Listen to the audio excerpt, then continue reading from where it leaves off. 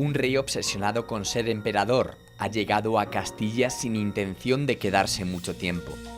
Su objetivo es reunir el dinero necesario para conseguir la corona imperial. Para lograr su empresa, no duda en sobornar a funcionarios, quemar pueblos, asfixiar a sus súbditos y desatar una guerra cuyo espíritu sigue vivo 500 años después. Aquí dice la historia que es donde ajusticiaron a Padilla, Bravo y Maldonado.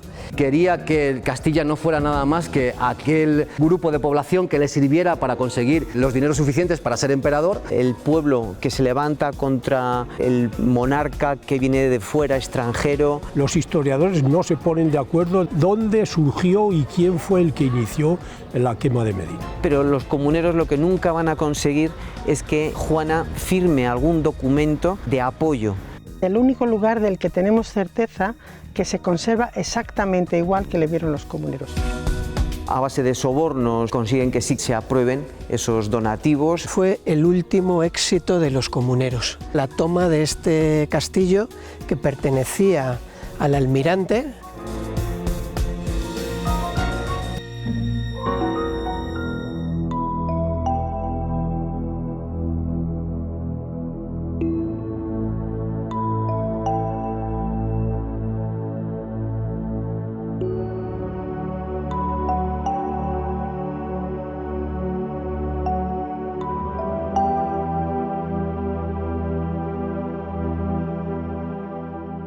Las victorias se celebran, las derrotas se olvidan.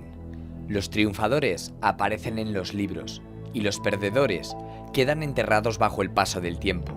Pero en muy contadas ocasiones, el fracaso encuentra espacio en el colectivo humano.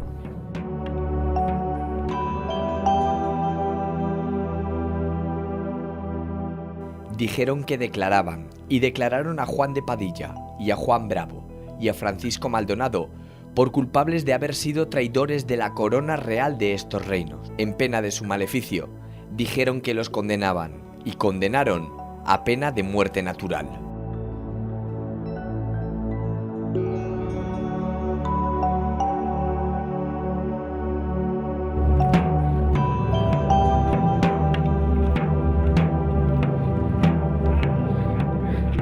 Así se escribió el final de una revolución que pudo cambiar nuestro país, pero que en aquel momento no lo consiguió.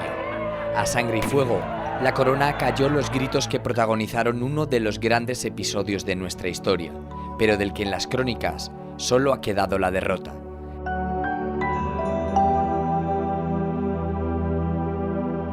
Hablamos de la Guerra de las Comunidades, el enfrentamiento entre un emperador y su pueblo. ¿Cómo era la España de aquella época? Sería más adecuado referirnos al reino de Castilla, al reino de Aragón, reinos que se han unido bajo el matrimonio de los reyes católicos. Una Castilla muy rural, con una alta tasa de analfabetos, algunas localidades urbanas pues, muy fuertes. La economía sobre todo se sustenta en un eje: Medina del Campo, Burgos, donde está el Consulado del Mar, y Bilbao. Una de las causas de conflictos va a ser una confrontación entre Burgos, reclamando una mayor exportación de lana en bruto hacia las zonas de Flandes, mientras que Segovia, que tenía una gran producción textil, lo que reclama es que se pueda producir más en Segovia, en vez de traer de Flandes ya unos productos manufacturados. Tensiones que van a estar también en las comunidades de Castilla. Burgos se va a mantener fiel del bando realista, mientras que Segovia va a ser de las primeras ciudades donde va a prender esa llama en contra de esa exportación de la lana castellana a Flandes. Flandes, creo que ese lugar tiene también mucho que ver con el conflicto, ¿no? Todo esto arranca de la política matrimonial de los reyes católicos. Se va viendo frustrada. El que va a ser heredero del reino de Castilla y del reino de Aragón, pues va a ser Juana I de Castilla, Juana la Loca, que había casado con Felipe el Hermoso. En 1504 fallece la reina Isabel la Católica en Medina del Campo, va a ser la sucesora. Se reconoce que Felipe el Hermoso va a gobernar junto con su esposa, con Juana.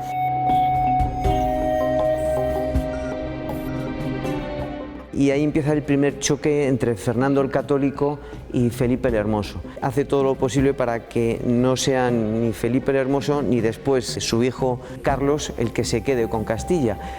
A Fernando le apoyan sobre todo las ciudades castellanas, mientras que al bando de Felipe el Hermoso le van a apoyar los nobles, los señores de Castilla. ¿Qué representaba entonces Carlos? Ese gobierno flamenco, extranjero, que va a llegar aquí a España. Fernando el Católico muere en 1516, Carlos había nacido en 1500 en Gante. Él reclama su derecho por ser el varón primogénito de Juana y Felipe el Hermoso. Se le concede que sea rey de Aragón y de Castilla. Cuando llega aquí Carlos, desconociendo la realidad política de Castilla y de Aragón. Representa una idea de un gobierno extranjero, flamenco, más absolutistas. En las Cortes de 1518, Castilla se da cuenta de que es un rey que no habla castellano, que está empezando a repartir los cargos a los flamencos. Y él además parece que no tiene intención de residir en Castilla.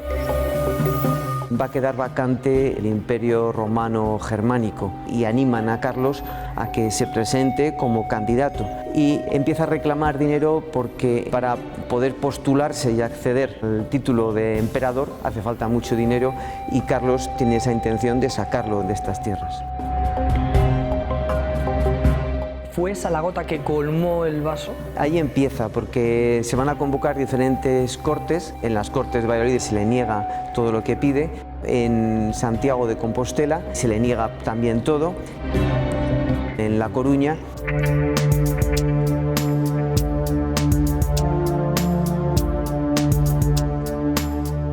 Castilla y los castellanos eran para el joven e inexperto monarca un medio para conseguir su máximo deseo: la corona imperial. Para Carlos y sus consejeros, estas tierras no eran más que una fuente de financiación para poder comprar los votos necesarios. Solo tenía que conseguir el apoyo de las Cortes castellanas. No era necesario el diálogo. Su poder, regidores de pobre moral y el ejército eran sus bazas.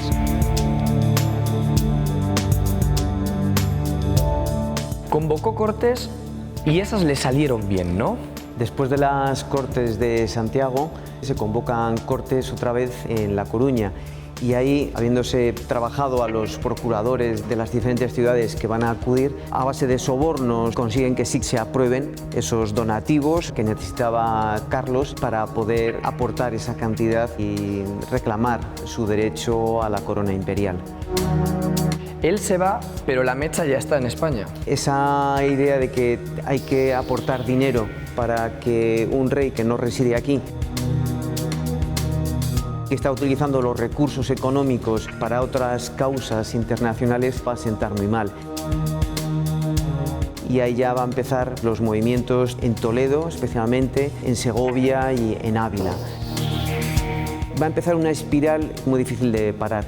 En Segovia se asesina al procurador que estuvo en esas Cortes de La Coruña, Rodrigo de Tordesillas. El punto de inflexión es la quema de Medina, el 21 de agosto de 1520.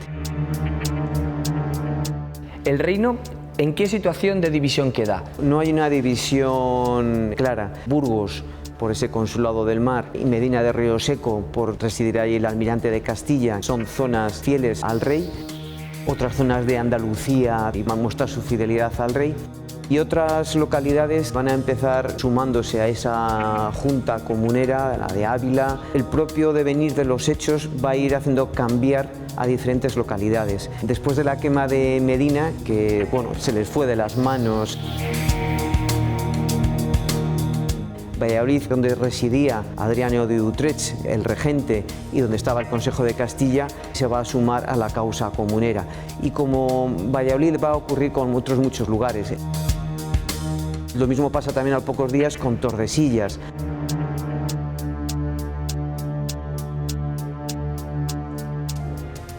Un pueblo asfixiado por los impuestos y un monarca que ni siquiera reinaba en su reino.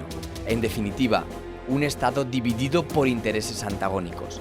Este era el germen para que una verdadera guerra se desatara. El enfrentamiento entre dos formas de entender el mundo era inevitable. La mecha prendida en Toledo llegó hasta la actual Castilla y León.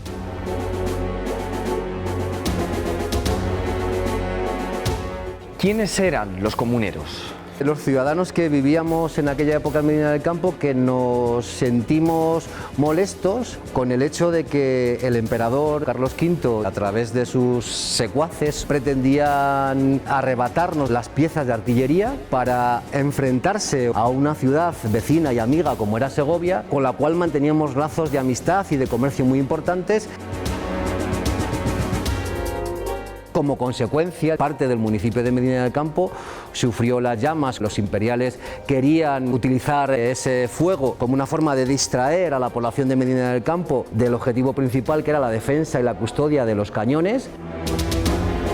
Los ciudadanos de Medina del Campo resistimos esa mala fe por parte de los imperiales, a pesar de que veíamos nuestras haciendas y nuestras casas quemar. ¿Y el movimiento comunero en general, por quién estaba formado? Castilla era la generadora de riqueza para los reinos de Aragón y de Castilla. Teníamos las ovejas, teníamos el trigo.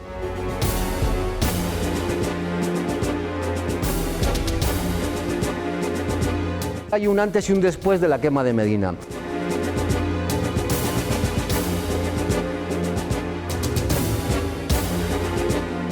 En un primer momento eran comerciantes, personas de cierta importancia, molestas porque el emperador Carlos pretendía cambiar la forma de gobernar en esta nuestra Castilla. Quería que Castilla no fuera nada más que aquel grupo de población que le sirviera para conseguir los dineros suficientes para ser emperador. Hubo gente que se empezó a levantar y el hecho de que en Medina del Campo los imperiales fueran capaces de hacer cualquier cosa para conseguir sus fines hace que el resto de las poblaciones de la Castilla antigua se levantan porque entienden que el emperador es capaz de hacer cualquier cosa para conseguir sus fines que no tenían nada que ver con los intereses de Castilla. El objetivo máximo que tenían los comuneros, ¿cuál era? Defender que los dineros de Castilla se quedaran en Castilla, que los regentes de Castilla fueran castellanos nacidos en Castilla y que no sirviesen ni las tropas ni los bienes de Castilla para otros fines que no fuera defender la población.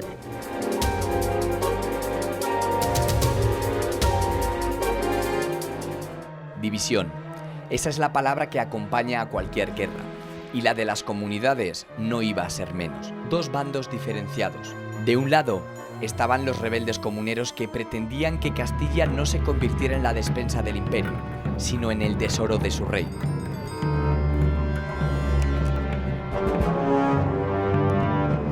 El movimiento comunero, ¿por dónde se extendió? No es como el fuego, va avanzando y se va extendiendo en función del aire.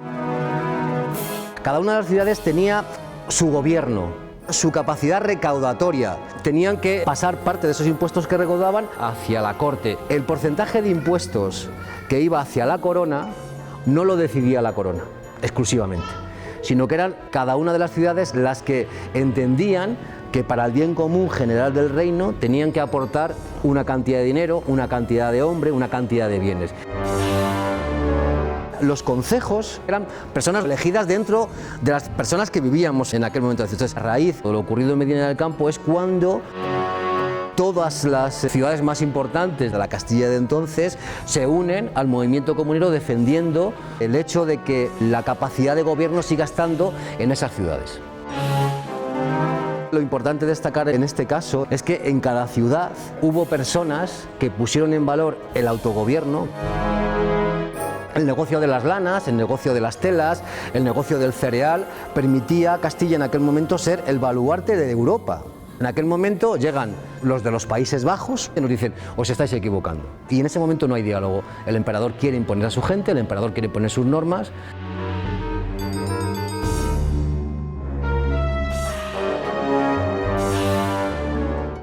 Frente a ellos, soldados a sueldo al servicio de un emperador que estaba fuera de España y que estaban comandados por Adriano de Utrecht, un regente que un año después de la guerra se convirtió en papa de la Iglesia.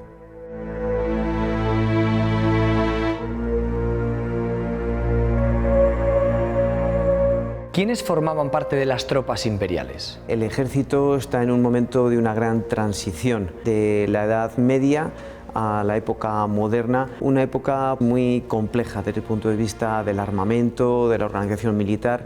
Se empieza a emplear mucho más la artillería, se empiezan a utilizar armas de fuego que van a ir sustituyendo pues, a arqueros ballesteros. Carlos en este momento está todavía en una guerra con Francia. El ejército real está bien preparado, está bien entrenado, sin llegar todavía a lo que van a ser los tercios.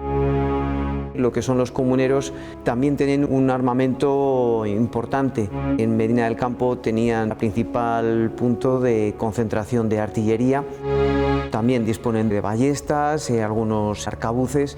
El sistema era que las ciudades contribuían con escopeteros, con soldados cuando el rey hacían esos llamamientos. La batalla de Villalar el que lo va a decidir va a ser la caballería. Los realistas, persiguiendo a esos comuneros que habían salido de Torrelobatón, lo que van a hacer lo primero es fuertes cargas de caballería, y con unas cargas de caballería el ejército comunero va a quedar disperso. Esa fue la gran diferencia entre un contendiente y entre otro. El mayor peso de la caballería que tenía el ejército realista, y la supo aprovechar mucho mejor. Una batalla más de corte medieval. El enfrentamiento entre dos formas de entender el mundo era inevitable. La mecha prendida en Toledo llegó hasta la actual Castilla y León.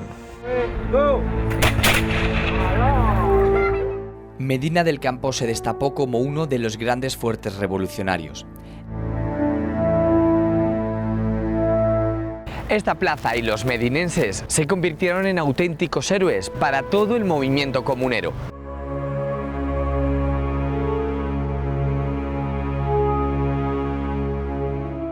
Con su brava e inesperada resistencia, unos sencillos campesinos consiguieron que la palabra comunidad adquiriera sentido. Las tropas del emperador pretendían los cañones de la villa para vengar la muerte del procurador de Segovia, cómplice del rey Carlos.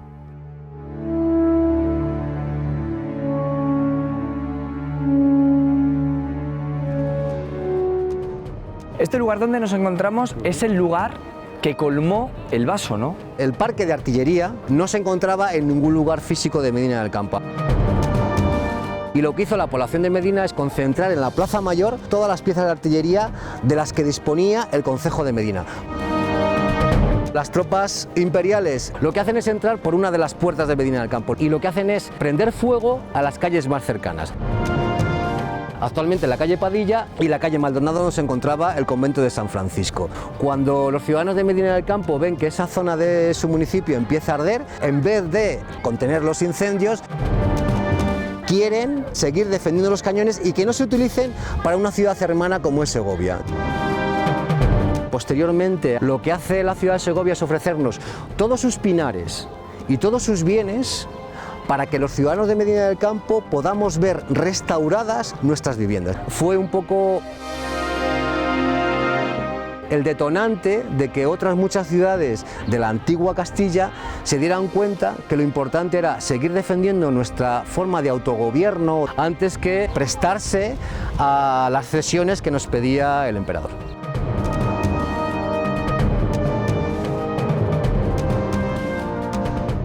El incendio de Medina es uno de los grandes misterios de la Guerra de las Comunidades. ¿Quién fue la mano ejecutora? La historia solo ha podido demostrar que las tropas imperiales llegaron a Medina y entraron en la ciudad aprovechando el cauce del río. Lo que pasó dentro de las murallas, nadie lo sabe.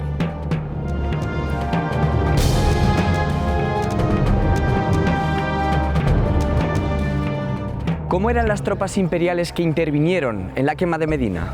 Te puedo decir cómo eran, pero no que participaron en la quema de Medina. Las tropas imperiales son unas fuerzas militares de aquella época, pero fuerzas militares, del ejército real, al mando de Antonio Fonseca, que era el capitán general.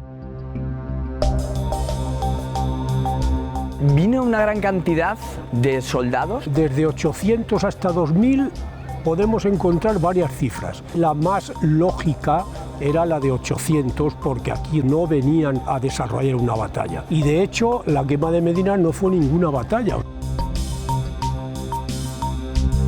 Los historiadores no se ponen de acuerdo dónde surgió y quién fue el que inició la quema de Medina.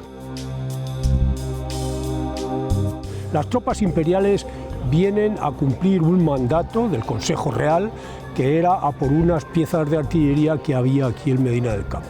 Entonces, al verse unos enfrente de otros, ahí hay un momento que todo el mundo al final atribuye a que el mismo Antonio Fonseca con sus tropas incendió para asustar a los medinenses, y otros dicen que fue un hecho fortuito.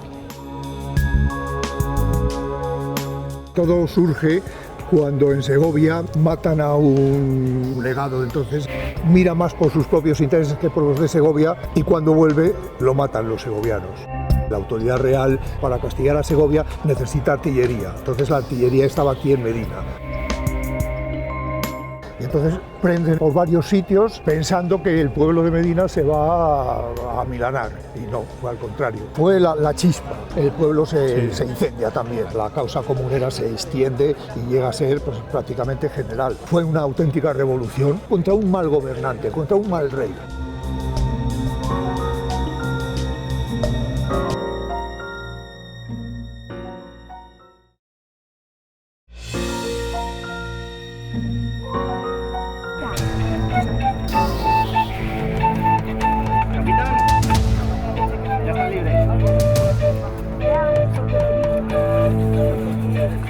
La mecha comunera se prendió en Toledo, pasó por Segovia y llegó hasta la villa medinense. Allí, literalmente, explotó. Las cenizas de Medina del Campo hicieron que el espíritu comunero se extendiera como la pólvora. El sacrificio hecho en Medina del Campo no pasó desapercibido para el resto de ciudades.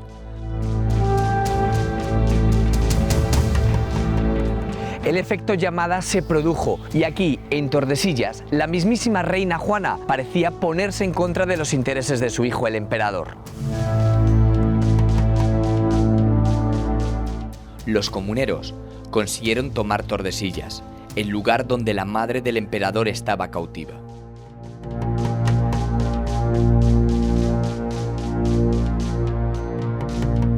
¿Por qué era importante Tordesillas? Tordesillas ha desempeñado un papel trascendente en toda la historia medieval de Castilla. En la época de la llegada del rey Carlos a Castilla, aquí es donde estaba su madre. Juana I de Castilla, estaba aquí recluida en el palacio en Tordesillas. Y empieza en ese momento un episodio completamente sin comparación con ningún otro momento. La reina coge el cadáver de su marido, de Felipe el Hermoso, para cumplir su voluntad, llevar su cuerpo a Granada. Durante varios años va a estar una comitiva viajando por las noches.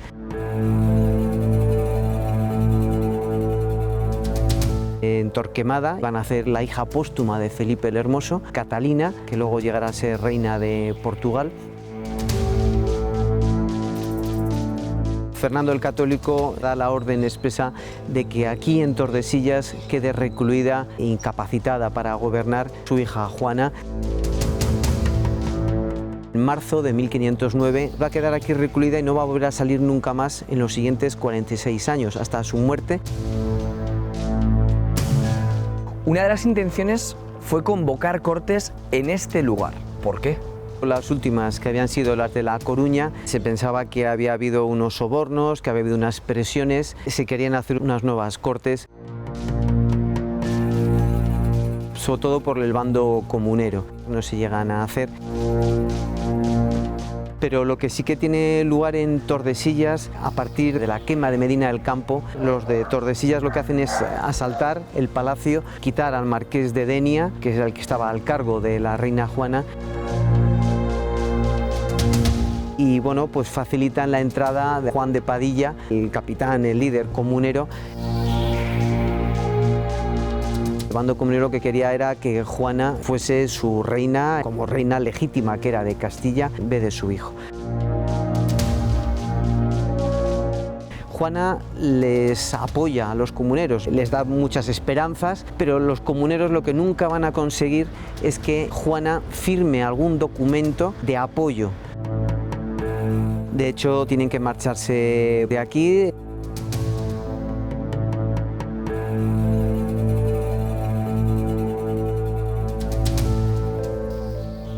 El reino estaba partido, y en 1520 ambos bandos se aprovisionaron de todo lo necesario para la inevitable guerra. Los imperiales contaban con su experiencia militar, y los comuneros habían conseguido victorias que aumentaron su moral. A pesar de ello, los rebeldes se encontraban profundamente divididos tras la toma de Torrelobatón. ¿Avanzar o estabilizar la contienda? Esa era la cuestión que decidiría su destino final.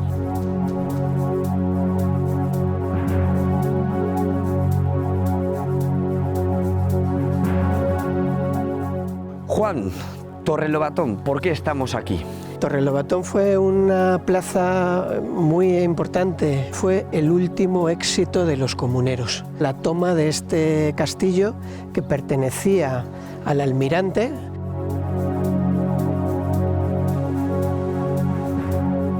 El conflicto estaba entonces focalizado en ese triángulo que hacen Rioseco, Valladolid y Tordesillas. A los nobles les convenía mantener la situación de tensión y de conflicto porque de esa manera le eran necesarios al rey. En el bando de los comuneros también había divisiones de pactar. Y en ese momento de impasse, Padilla toma este castillo y con ello le da un golpe muy fuerte a la moral de las tropas de los imperiales.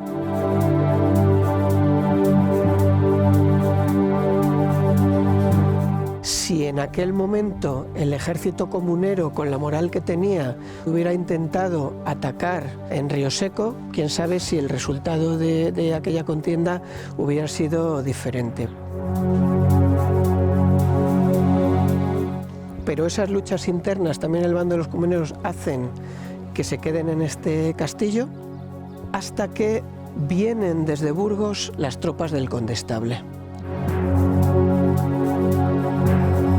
Los nobles, asustados por el éxito comunero en Torrelobatón, se lo toman en serio, se reúnen los dos ejércitos imperiales, el del condestable y el del almirante, muy cerquita de aquí, y amenazan el ejército comunero que está aquí.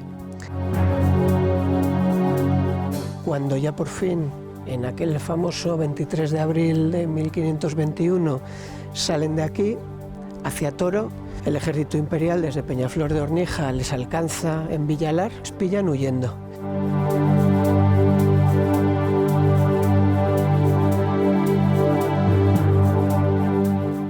Numerosas, formadas y mejor preparadas. Sobre el papel, las tropas imperiales tenían todas las de ganar.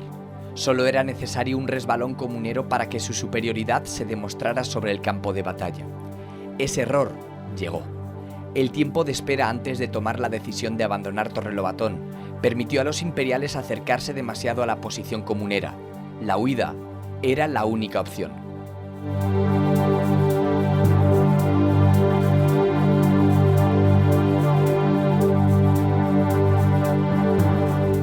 Lourdes, estamos ante un escenario que vieron los comuneros.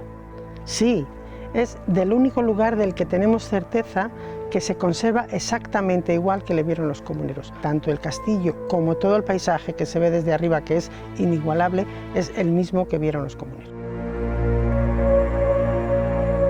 Nos encontramos sobre la torre. Es el único lugar que ofrecía un control 100% de todo el paso de lana del norte al sur del Duero. Por eso el almirante de Castilla tenía tanto interés en este lugar. Claro, era el lugar que le proporcionaba pingües beneficios. De aquí obtenía dinero para todas sus campañas, cobraba el peaje, es decir, todo el paso de lana tenía que pagar un impuesto de un diezmo. Los comuneros salieron desde este punto. ¿Se sabe hacia dónde se dirigían en este paisaje? Sí, los comuneros salieron de aquí, de Torrelobatón, hacia Toro, siguiendo la senda del río Ornija. A la altura de Villalar es verdad que fueron emboscados por las tropas del rey y ahí sucumbió parcialmente la historia. En realidad donde iban era Toro.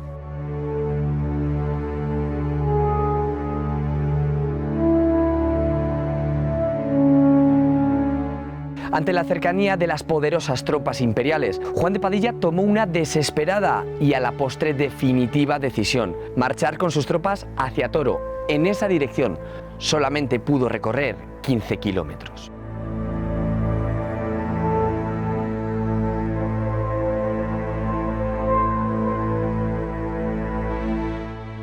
La evasiva acabó en Villalar de los Comuneros. La huida se complicó debido a la intensa lluvia. Los carros con la artillería avanzaban a duras penas, mientras que los caballos imperiales no tenían problema. La ventaja menguaba y en Villalar de los Comuneros el definitivo enfrentamiento se produjo. Villalar, ahora de los Comuneros, fue la última parada del viaje.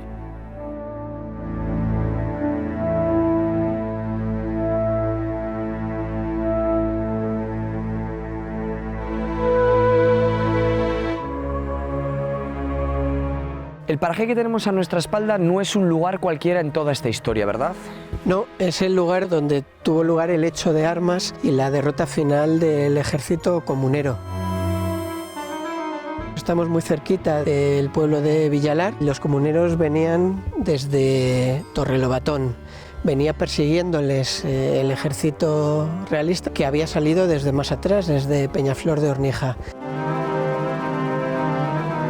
Aquel 23 de abril de 1521 era un día enormemente lluvioso. Todo esto era un lodazal y la lluvia dificultaba mucho el avance de los comuneros. La caballería del ejército realista les alcanzó y les hostigó por los dos flancos, impidiendo que su infantería pudiera defenderse con facilidad y también impidió que la artillería pudiera igualmente ser utilizada en condiciones como arma defensiva.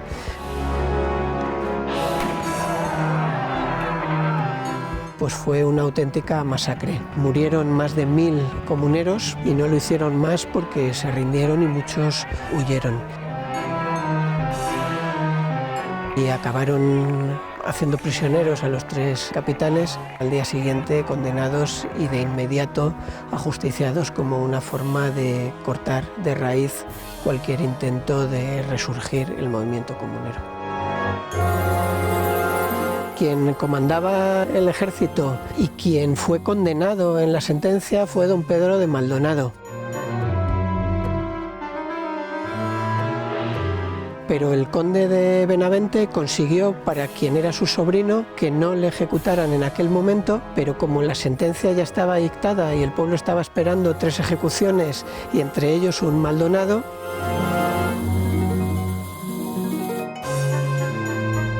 pues fue otro Maldonado, un primo de don Pedro, el famoso Francisco Maldonado, quien pasó a la historia subiendo al cadalso al lado de Bravo y de Padilla.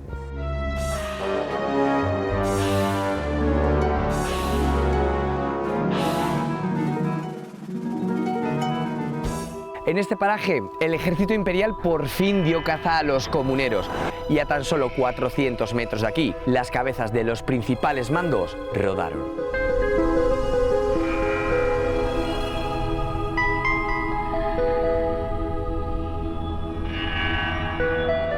Aquella derrota parecía haber acabado con el movimiento.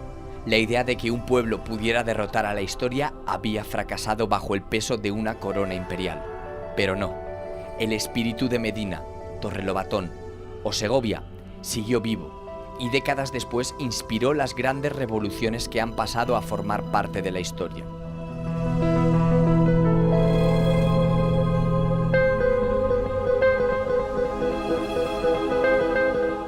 Y aquí es donde acabó todo, ¿no? Aquí dice la historia que es donde ajusticiaron a Padilla, Bravo y Maldonado. Aquí terminó aquella aventura de la historia con la muerte y ajusticiamiento de los 3 capitanes comuneros.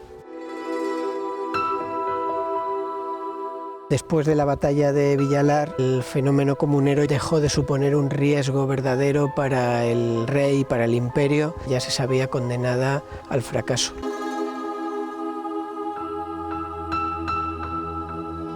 Quizás estemos ante una de las pocas batallas perdidas que se celebra la derrota.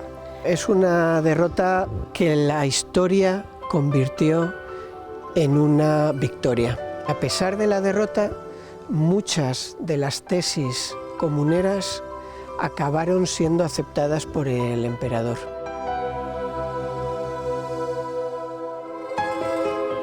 La historia que ha llegado hasta nuestros días puso de manifiesto que aquella fue una revolución adelantada a su tiempo, pero en el sentido de las grandes revoluciones fue un primer paso por el camino por el que ha ido la historia.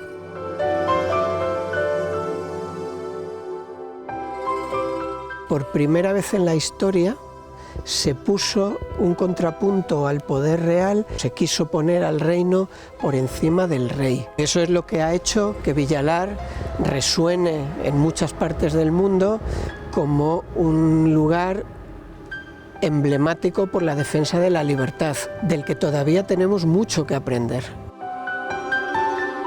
La única justificación del poder es el servicio a los demás. No se celebra una derrota, se celebra lo que a la postre se ha convertido en una victoria y sobre todo en el camino que tenemos que seguir.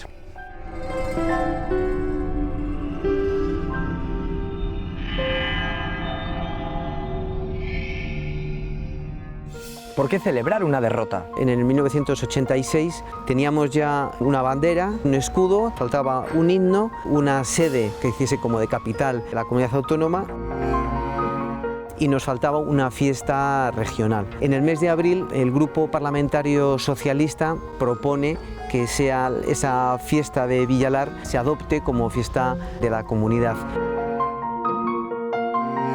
Villalar, desde el año 1976, era un símbolo de esa idea más romántica de que los comuneros habían sido los que habían luchado por la libertad y tenía una fiesta que tenía mucha fuerza y ya pues es la que se adopta por todo el simbolismo que se había dado ya a la derrota de Villalar.